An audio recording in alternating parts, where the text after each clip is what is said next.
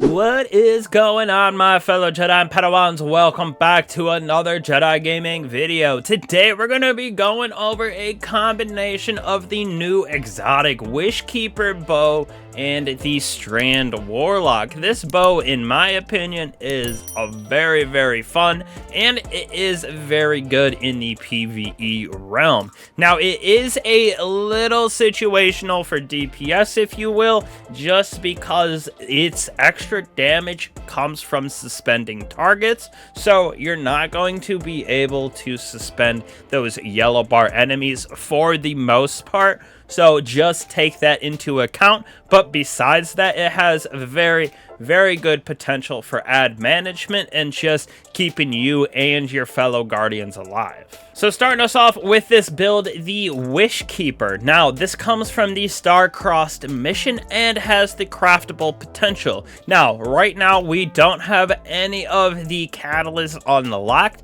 but in the future, they will have that potential inside of the mission. So I just wanted to cover which one I personally will use with this build. And it is either going to be Ensnaring Slam right here, which allows the Snare Weaver to trap to last longer. So that is pretty nice. But I think if I'm being honest with this build specifically on Warlock, I'm going to be using Hatchling a good amount with this. So there's precision or rapid final blows is going to spawn Threadlings, since we are using Swarmers on our Strand Warlock.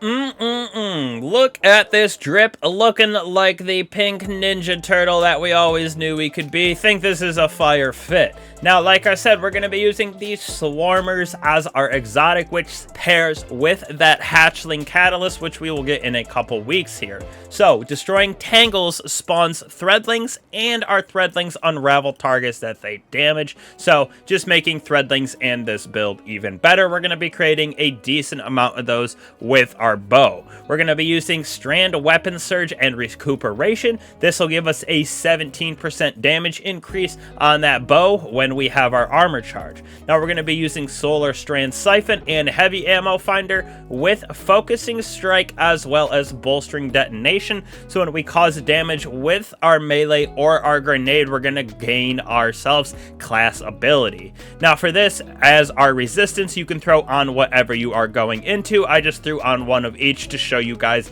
the versatility of what you can stop. You could triple it up for arc, triple it up for solar, go 2 in 1, totally up to you.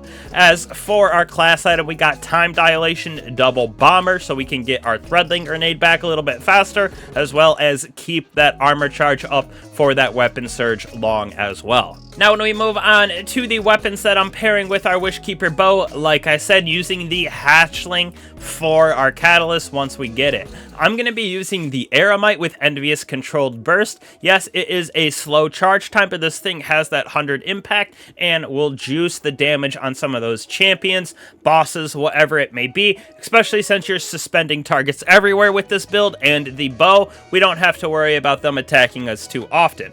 On top of that, using the Marcato 45, which is a new world drop Strand LMG. We have Slice Golden Tricorn on this, so we can sever those targets after using our class ability, and it just pairs with that Strand Synergy and Golden Tricorn. Now, moving on to our artifact, we're going to be using Unstoppable Bow, which the bow suspends by itself, which is kind of a intrinsic anti-barrier in its own. Using Flame, Fiber, and Freeze for that Solar Strand combo that we have on our helmet. Now, we're going to be able to have a Flint Striker on this for the ability to hopefully get ourselves Radiant here and there with the controlled burst that we have on the Eremite, but not really that crazy. We are going to use Torch right here while Radiant, deal increased weapon damage to combatants affected by Strand or Stasis. So this right here is a very nice, since we have Unraveling, Sever going on everywhere with this build. As for down here, totally up to you for these three. This right here with Dragon's Bite, we have the potential to suspend targets when we break their shields with Strand weapons. So just adding to the addition of the strand bow, because it's all about suspending targets. The bow does more damage to suspended targets, and intrinsically that's what it does. Now we're going to have unraveling orbs right here, as well as horde shuttle. So picking up orbs of power grants us unraveling rounds, and damaging those unraveled targets with a weapon spawns Threadlings, which pairs perfectly with the Swarmer boots, because the Threadlings in themselves unravel targets. So it's just a perpetual loop of creating Threadlings, creating tangles, unraveling everything, using that bow to suspend.